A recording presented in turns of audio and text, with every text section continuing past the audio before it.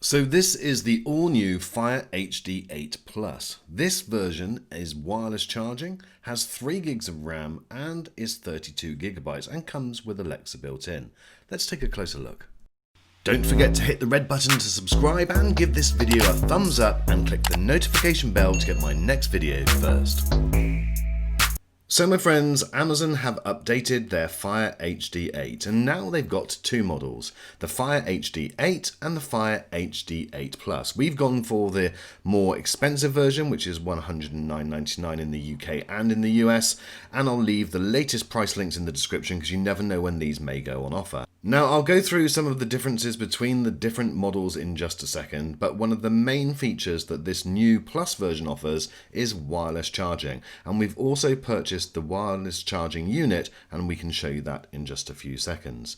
But on the face of it, this is very similar to the older version. It is USB-C charging and that now gives around 12 hours worth of battery, but again we'll run through those specs in just a second. So this is it, this is the actual device. Those of you that have had Amazon Fire tablets in the past will be very familiar with it, but what exactly is different about the two new models? Well, not a great deal, it does have to be said. The resolution on these are both the same at 1280 by 800 and that's 189 pixels per inch. The battery life, they'll both last for 12 hours and they both have the new 2.0 GHz quad-core processor. The cheaper model, the Fire 8, has just 2 gigs of RAM, but the new version has 3 gigs of RAM, so we think that will probably make a difference in the operation. The storage options on both devices is exactly the same, 32 or 64 gigabytes, and this can be expanded up to 1 terabyte if you use the SD card slot.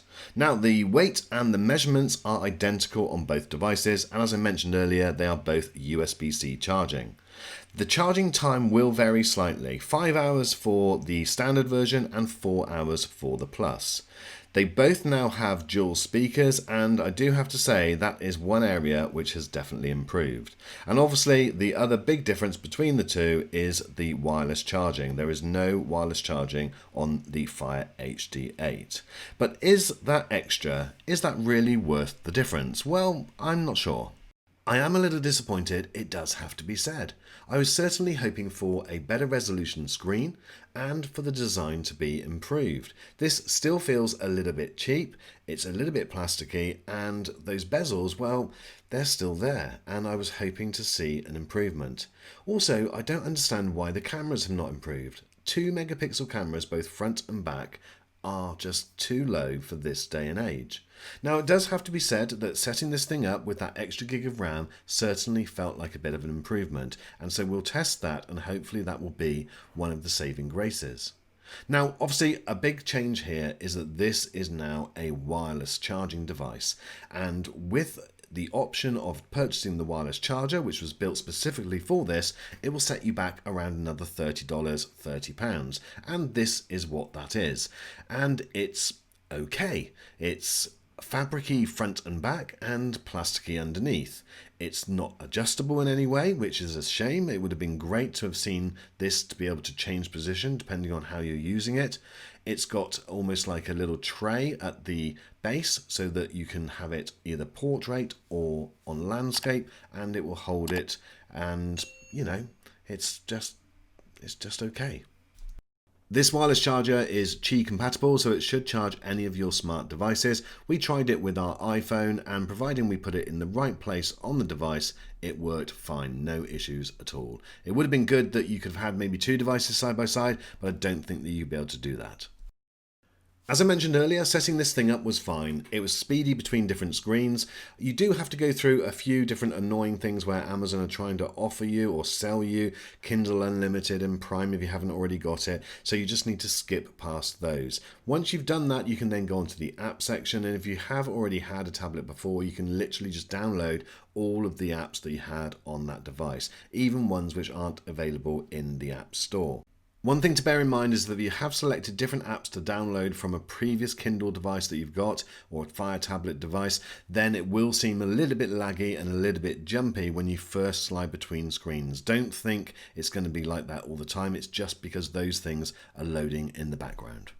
So the cheaper option to purchase this tablet is with special offers, and what that means is with adverts. This is an example. It's on the home screen and it will always be on the home screen. It gives you an option of just various different things. It changes all the time. It's not the same one. It will be different offers available from Amazon. I don't find it that intrusive, and I would rather save money on the device and have those there, but you can spend a little bit extra and not have them there if you wish.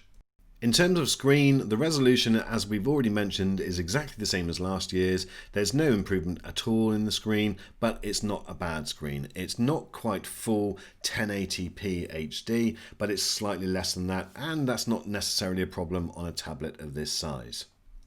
The screen does, however, feel slightly more responsive than it did previously, and having that extra gig of RAM may be the cause for that. Certainly there's no jarring in terms of scrolling, everything is smooth and wasn't a problem at all, certainly better than previous versions.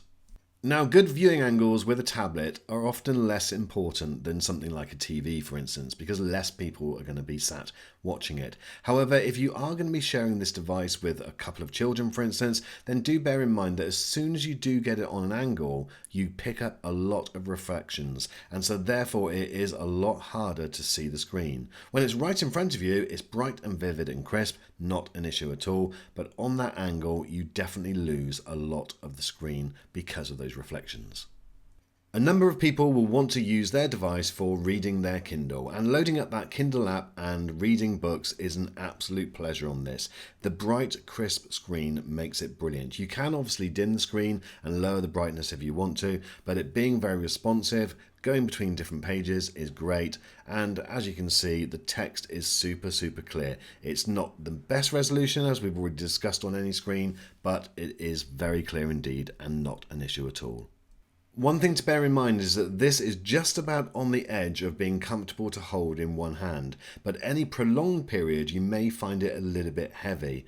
It's fine if you're holding it with a little bit more support with one hand, but if you're holding it just on the edges, then after any significant amount of time at all, you might find it a little bit uncomfortable. So just bear that in mind depending on how you're going to be using it. But I do guess that having those big, horrible, thick bezels mean that you're not going to make any accidental touches on that screen.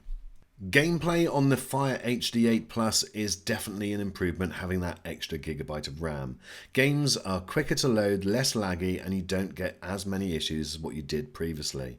Now obviously an HD8 Fire tablet is only really suitable for standard, very fairly basic games. It's not like playing a PS4 or anything like that. But for those types of games, this does a completely adequate job, and I don't think it's going to cause anyone any concern at all.